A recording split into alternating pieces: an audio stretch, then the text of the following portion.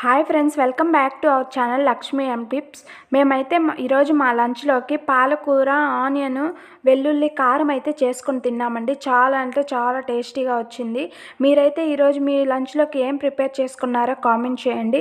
నేనైతే first time prepare చేశానండి. ఈ కర్రీ చాలా బాగా వచ్చింది. మీరు ఒకసారి ట్రై చేయండి.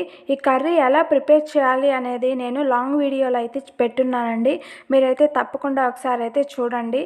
ఈ కర్రీ అయితే మనకి చాలా యూజెస్ ఉన్నాయి తినడం వల్ల. ఈ పాలకూర అనేది మనకైతే వీక్లీ వన్స్ అయినా ఆకుకూరలు ఏదో ఒకటి అయితే తినాలండి.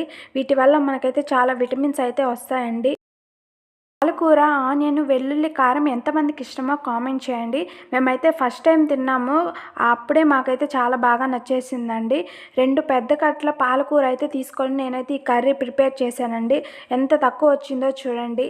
వీడియో నచ్చితే లైక్ చేయండి, షేర్ చేయండి, అలాగే సబ్స్క్రైబ్ చేయండి.